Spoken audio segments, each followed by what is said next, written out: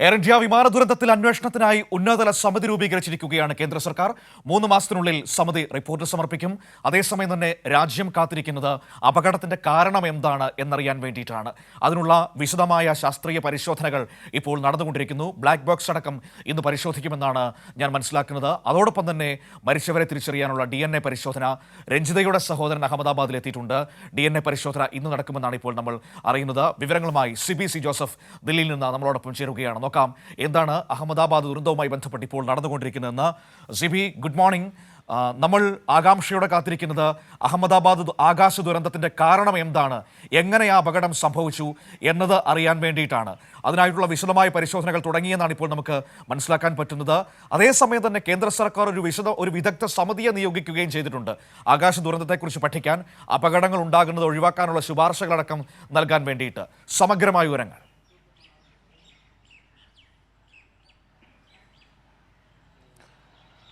മനു, എന്തായാലും ഈ വിമാന അപകടവുമായി ബന്ധപ്പെട്ടുകൊണ്ട് എയർക്രാഫ്റ്റ് ആക്സിഡന്റ് ഇൻവെസ്റ്റിഗേഷൻ ബ്യൂറോ അന്വേഷണം കഴിഞ്ഞ ദിവസം തന്നെ ആരംഭിച്ചു കഴിഞ്ഞു. അതുമായി ബന്ധപ്പെട്ടുകൊണ്ട് അമേരിക്കയിൽ നിന്നും ബ്രിട്ടനിൽ നിന്നും എല്ലാം തന്നെയും വിദഗ്ധ സംഘം അഹമ്മദാബാദിൽ എത്തിയിട്ടുണ്ട്. അങ്ങനെ ഒരു വിശദമായ അന്വേഷണം മുന്നോട്ട് പോവുകയാണ്. DGCAയും അന്വേഷണവുമായി മുന്നോട്ട് പോകുന്നു. അതേസമയം തന്നെ കഴിഞ്ഞ ദിവസം അർദ്ധരാത്രിയോടെയാണ് കേന്ദ്ര സർക്കാർ ഇപ്പോൾ ഒരു ഉന്നതതല സമിതിയെ തന്നെ നിയോഗിച്ചിരിക്കുന്നത്. ഇതിൽ പ്രധാനമായും കേന്ദ്ര ആഭ്യന്തര സെക്രട്ടറിയെ അധ്യക്ഷനാക്കിക്കൊണ്ടുള്ളൊരു സമിതിയെ രൂപീകരിച്ചുകൊണ്ട് എങ്ങനെയാണ് ഈ അപകടം നടന്നത്, മാത്രമല്ല ഇനി ഭാവിയിൽ ഇത്തരം അപകടം ആവർത്തിക്കാതിരിക്കാൻ വേണ്ടിയുള്ള ഒരു ചട്ടക്കൂട്, ശക്തമായൊരു ചട്ടക്കൂട് ശുപാർശ ചെയ്യുക എന്ന ലക്ഷ്യത്തോടെയാണ് ഇപ്പോൾ ഒരു സമിതി രൂപീകരിച്ചിരിക്കുന്നത്. ഇതിൽ കേന്ദ്ര സംസ്ഥാന ജോയിൻറ്റ് സെക്രട്ടറി പദവിയിൽ കുറയാത്ത ഉദ്യോഗസ്ഥർ ഉൾപ്പെടെയുണ്ട്.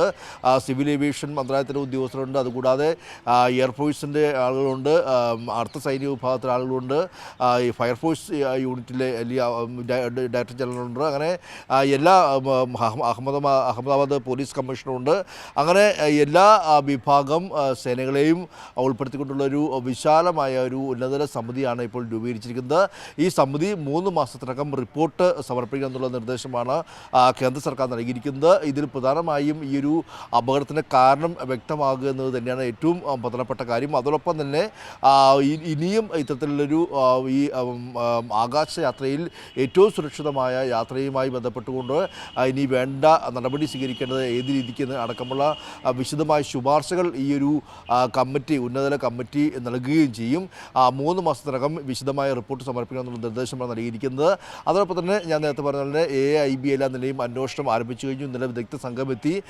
ഏറ്റവും പ്രധാനപ്പെട്ടത് ഈ വിമാനത്തിൻ്റെ ബ്ലാക്ക് ബോക്സ് കണ്ടെത്തിയിട്ടുണ്ട്. ഇന്നലെ ഈ വിമാനം ഇടിച്ചിറങ്ങിയ ഈ ഹോസ്റ്റലിൻ്റെ മുകളിൽ നിന്നാണ് ഈ ഒരു ബ്ലാക്ക് ബോക്സ് കണ്ടെത്തിയെന്നുള്ളതാണ്. അത് ഏറെ നിർണായകമാണ്. സാധാരണ ഒരു വിമാനം അപകടം ഉണ്ടാകുമ്പോൾ ഈ അപകട കാരണം വ്യക്തമാകുന്നത്, ഏറ്റവും കൂടുതൽ സഹായകരമാകുന്നത് ഈ ബ്ലാക്ക് ബോക്സ് ആണ്. ഏറ്റവും ഒടുവിലായി പൈലറ്റിൻ്റെ മറ്റും സന്ദേശവും ഈ പറക്കുന്ന സമയത്ത് ഈ ഇത്തരത്തിലുള്ള സന്ദേശമെല്ലാം തന്നെയും കൃത്യമായി ലഭിക്കുന്നത് ഈ ബ്ലാക്ക് ബോക്സിലൂടെയാണ്. അങ്ങനെ ഈ ഒരു ബ്ലാക്ക് ബോക്സ് ലഭിക്കുമ്പോൾ അത് പരിശോധിക്കുമ്പോൾ കൃത്യമായി എന്താണ് സംഭവിച്ചതെന്നുള്ള വിവരവും അവസാനം കൈമാറിയ സന്ദേശം അടക്കമെല്ലാം തന്നെയും ഈ കോക്പിറ്റ് വോയിസ് അടക്കമെല്ലാം തന്നെയും കൃത്യമായി മനസ്സിലാക്കാൻ ഈ ബ്ലാക്ക് ബോക്സിലേക്ക് കഴിയും. അത് കഴിഞ്ഞ ദിവസം ലഭിച്ചിട്ടുണ്ട്. ഇതുമായി ബന്ധപ്പെട്ടുള്ള പരിശോധന ഇന്ന് ആരംഭിക്കുമെന്നുള്ളതാണ് നമുക്ക് ലഭിക്കുന്ന വിവരം. എന്തായാലും ഈ ഒരു അന്വേഷണമായി മുന്നോട്ട് പോവുകയാണ്. ഫോറൻസിക് സംഘം അടക്കമെല്ലാം തന്നെയും അവിടെ എത്തിയിട്ടുണ്ട്. സ്നിഫർ ഡോഗുകൾ സഹായം നേടിയിട്ടുണ്ട്. അങ്ങനെ എല്ലാ രീതിക്കും അന്വേഷണവും പരിശോധനയും അവിടെ തുറന്നുകൊണ്ടിരിക്കുകയാണ്. മറ്റൊരു പ്രധാനപ്പെട്ട കാര്യം, ഈ മരണപ്പെട്ട ആളുകളുടെ മൃതദേഹങ്ങൾ കൈമാറുക. അതാണ് സിബി, ഇനിയുള്ള ഏറ്റവും സങ്കടകരമായ ഒരു കാര്യം എന്ന് പറയുന്നത് മരണപ്പെട്ട ആളുകളെ ബന്ധുക്കൾക്ക് തിരിച്ചറിയുക എന്നതാണ്. കാരണം മൃതദേഹങ്ങൾ കത്തിക്കരിഞ്ഞ് തിരിച്ചറിയാൻ വയ്യാത്ത അവസ്ഥയിലാണ്. അതാണ് ഇതിൻ്റെ ഏറ്റവും സങ്കടകരമായ ജീവിച്ചിരിക്കുന്നവരുടെ അവസ്ഥ എന്ന് പറയുന്നത്. DNA പരിശോധന വേഗത്തിൽ നടക്കുന്നു എന്നാണ് മനസ്സിലാക്കുന്നത്. നമ്മുടെ ഒരു സഹോദരിയുമുണ്ടല്ലോ, രഞ്ജിതയുടെ സഹോദരൻ അഹമ്മദാബാദിൽ എത്തിയിട്ടുണ്ടെന്നാണ് മനസ്സിലാക്കുന്നത്. അപ്പോൾ DNA പരിശോധനയ്ക്കുള്ള നടപടികൾ, അതിനുള്ള കാര്യങ്ങൾ എങ്ങനെയാണ് ക്രമീകരിച്ചിരിക്കുന്നത്? അത് വേഗത്തിൽ നടത്താൻ പറ്റുന്നുണ്ടോ ഇപ്പോൾ?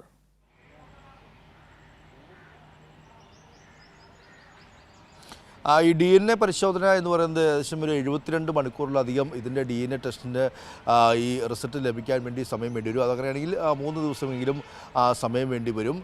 നമുക്കിപ്പോൾ ലഭിക്കുന്ന വിവരമനുസരിച്ച് ഏകദേശം 5 പേരുടെ മൃതദേഹം കൈമാറി എന്നുള്ളത്, അതിൽ കുട്ടികളുടെ അടക്കം മൃതദേഹങ്ങൾ തിരിച്ചറിഞ്ഞുകൊണ്ട് തന്നെ ആ മൃതദേഹങ്ങൾ കൈമാറിയിട്ടുണ്ട് എന്നുള്ളതാണ് നമുക്ക് ലഭിക്കുന്ന വിവരം.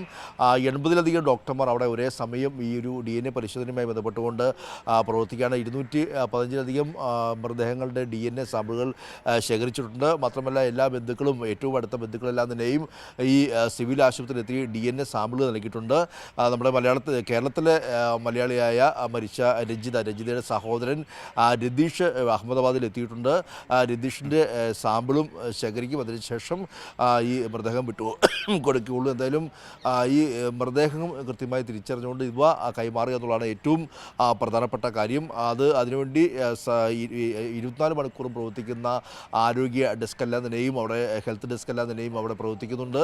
80-ലധികം ഡോക്ടർമാരുടെ സേവനമുണ്ട്. അങ്ങനെയൊക്കെ കൃത്യമായ ഒരു പ്രവർത്തനമായി മുന്നോട്ട് പോവുകയാണ്. പക്ഷേ ഈ ഒരു കത്തിക്കരിഞ്ഞ മൃതദേഹങ്ങൾ തിരിച്ചറിയുക എന്നുള്ളത് വളരെ രസകരമായ ഒന്നാണ്. നേരിട്ട് തിരിച്ചറിയുന്ന മൃതദേഹങ്ങൾ കൈമാറുകയും അല്ലാത്തവ DNA ടെസ്റ്റ് വഴി ഇത്തരത്തിൽ 72 മണിക്കൂറിലധികം താമസം വേണ്ടിവരും ഇതിൻ്റെ ഒരു ടെസ്റ്റ് റിസൾട്ട് ലഭിക്കാൻ എന്നുള്ളതാണ് ഇപ്പോൾ അറിയിച്ചിരിക്കുന്നത്. അതിനുശേഷമായിരിക്കും കൈമാറുക. എന്തായാലും ഇത് പെട്ടെന്ന് നടക്കുന്നൊരു പ്രോസസ്സിംഗ് അല്ല എന്നുള്ളതും അറിയിച്ചിട്ടുണ്ട്. എന്തായാലും ഈ ഒരു മൃതദേഹങ്ങൾ പൂർണ്ണമായും കൈമാറിയ ശേഷം മാത്രമായിരിക്കും എത്ര പേർ മരിച്ചു എന്നുള്ളൊരു ഔദ്യോഗികമായ സ്ഥിരീകരണം സർക്കാർ തലത്തിൽ വരികയുള്ളൂ. ഇപ്പോഴത്തെ കണക്ക് പ്രകാരം ഏകദേശം 290-ലധികം ആളുകൾ മരിച്ചു എന്നുള്ളൊരു കണക്കുകളാണ് വരുന്നത്. ഇതിൽ പ്രദേശവാസികളുടെ മരിച്ചവരുടെ എണ്ണവും വർദ്ധിക്കുന്നുണ്ട്. ഏറ്റവും പ്രധാനപ്പെട്ടത് ഈ മെസ്സിൽ, ഈ വിമാനം ഇടിച്ചിറങ്ങുമ്പോൾ ആ മെസ്സിൽ, തൊട്ടടുത്തുള്ള ഹോസ്റ്റലിലെ മെസ്സിൽ ഏകദേശം 100ഓളം മെഡിക്കൽ വിദ്യാർത്ഥികൾ ഉണ്ടായിരുന്നു.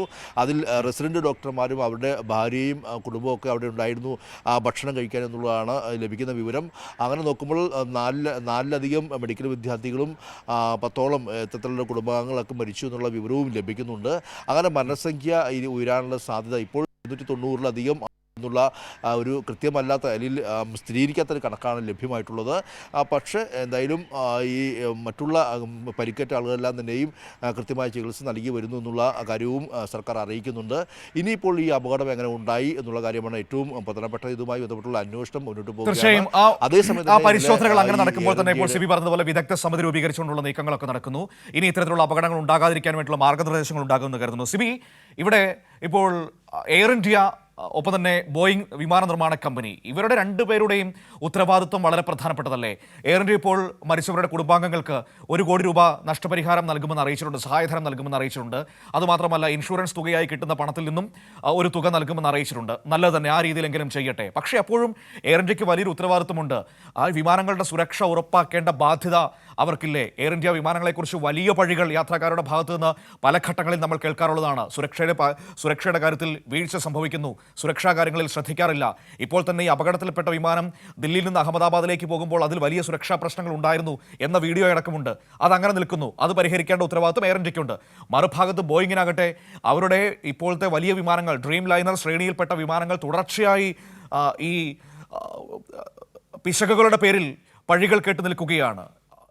പല രാജ്യങ്ങളിൽ നിന്ന് കേൾക്കുന്നു. നേരത്തെ 737 മാക്സ് ശ്രേണിയിൽപ്പെട്ട വിമാനങ്ങൾ നിരത്തിറക്കിയിട്ടത് നമ്മുടെ ഓർമ്മയിലുണ്ട്. അതുപോലെ തന്നെയാണ് ഇപ്പോൾ ഡ്രീം ലൈനറിൻ്റെ കാര്യത്തിലും. ആ വിമാന കമ്പനിക്കും എയർ ഇന്ത്യക്കും വലിയ ഉത്തരവാദിത്വമുണ്ട്. അതിനെക്കുറിച്ച് അവരുടെ കൂടുതൽ പ്രതികരണങ്ങൾ വന്നിട്ടുണ്ടോ?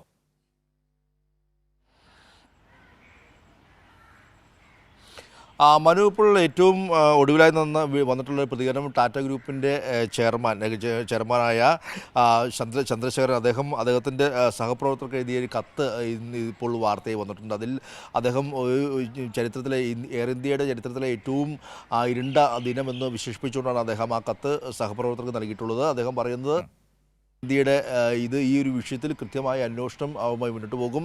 യാത്രക്കാരുടെ സുരക്ഷ ഉറപ്പാക്കുക എന്നുള്ളതാണ് എയർ ഇന്ത്യയുടെ ഏറ്റവും പ്രധാനപ്പെട്ട ലക്ഷ്യം. പക്ഷേ ഇത്രത്തോളം ആളുകളുടെ ഒരു മരണപ്പെട്ട അല്ലെങ്കിൽ ഒരു സംഭവം ആദ്യമായിട്ടാണ്. ഇതൊരു ചരിത്രത്തിലെ എയർ ഇന്ത്യയുടെ ഒരു ഇരുണ്ട ദിനമായി ആണ് കാണുന്നത്. മാത്രമല്ല, ഇതുമായി ബന്ധപ്പെട്ടുള്ള സുതാര്യമായ അന്വേഷണം നടക്കും. മാത്രമല്ല, ഈ അന്വേഷണത്തിൻ്റെ എന്ത് കാരണമാണെങ്കിലും അത് കൃത്യമായി സുതാര്യമായി ഒരു മറവുമില്ലാതെ ഇത് ജനങ്ങളെ അറിയിക്കുമെന്നും ഇപ്പോൾ എയർ ഇന്ത്യ ഇത്തരത്തിലൊരു വാർത്ത കൂടി പുറത്തു വരുന്നുണ്ട്. ബോയിങ് വിമാനം സംബന്ധിച്ച് ബോയിങ് എല്ലാം തന്നെ അന്ന് തന്നെ അന്വേഷണം പ്രഖ്യാപിച്ചിരുന്നു. കാരണം നമുക്കറിയാം, US വിമാന കമ്പനിയായ ബോയിങ് വിമാനം ഈ പ്രത്യേകിച്ച് 787 ശ്രേണിയിൽപ്പെട്ട വിമാനങ്ങളുടെ എല്ലാം തന്നെയും സുരക്ഷ സംബന്ധിച്ച് 2021 വളരെ വലിയ വിവാദമായിരുന്നു. ജപ്പാൻ അടക്കമുള്ള രാജ്യങ്ങൾ, അല്ലെങ്കിൽ ഈ ഒരു US വിമാന കമ്പനി, അല്ലെങ്കിൽ ആ ബോയിങ് കമ്പനിയിലെ തന്നെ ഒരു ടെക്നീഷ്യൻ ഇക്കാര്യത്തിൽ ഇതിൻ്റെ സുരക്ഷ സംബന്ധിച്ച് ചില കാര്യങ്ങൾ, അല്ലെങ്കിൽ അത് നിർമ്മിക്കുമ്പോൾ അത് തട്ടിക്കൂട്ടുകൾ നടത്തി അല്ലെങ്കിൽ ഇത് കൂട്ടിച്ചേർക്കൽ അല്ലെങ്കിൽ അസംബ്ലി ചെയ്യുമ്പോൾ എല്ലാം തന്നെയും ചില വിട്ടുവീഴ്ചകൾ ചെയ്തു, അത് ഇതിൻ്റെ സുരക്ഷയെ ബാധിക്കുമെന്നെല്ലാം തന്നെയും ചില വെളിപ്പെടുത്തൽ നടത്തുകയും അത് വളരെ വലിയ വിവാദമാകുകയും ചെയ്തിരുന്നു.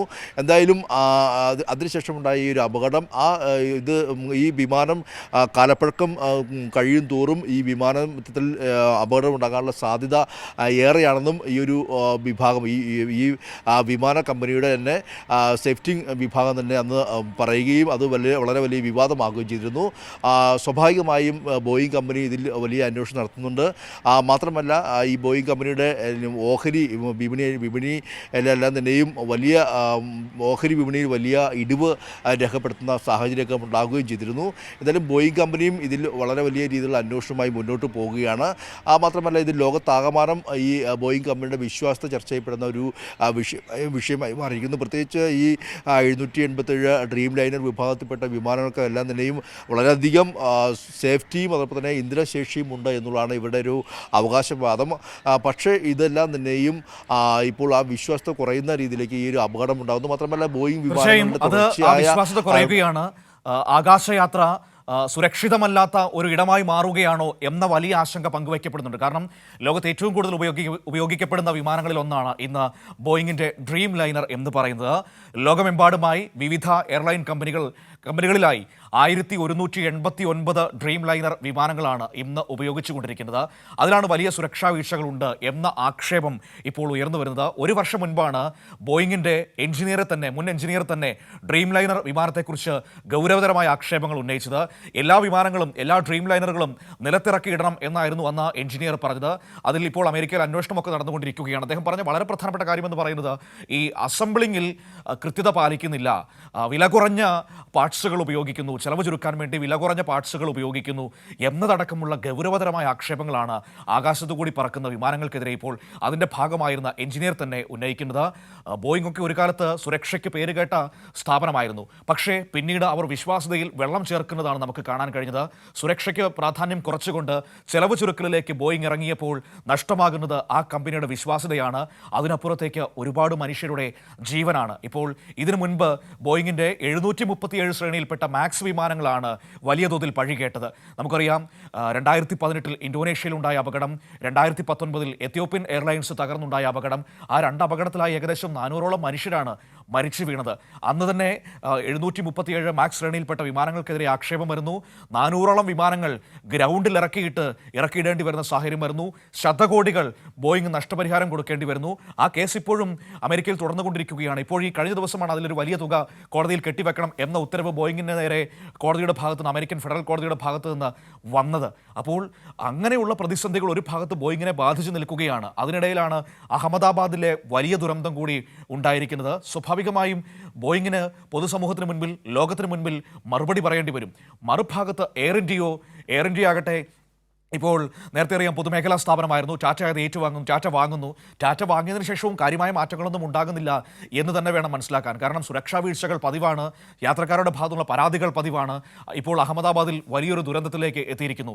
അവരെയും ഒരു പുനർവിചിന്തനത്തിന്, സുരക്ഷയ്ക്ക് പ്രാധാന്യം നൽകുന്ന ഒരു എയർലൈൻ സംവിധാനത്തിലേക്ക് മാറ്റാൻ പ്രേരിപ്പിക്കട്ടെ ഈ സംഭവം എന്ന് നമുക്ക് ആഗ്രഹിക്കാം. വരും ദിവസങ്ങളിൽ അതിൻ്റെ വിവരങ്ങൾ പുറത്തു വരുമെന്ന് പ്രതീക്ഷിക്കാം.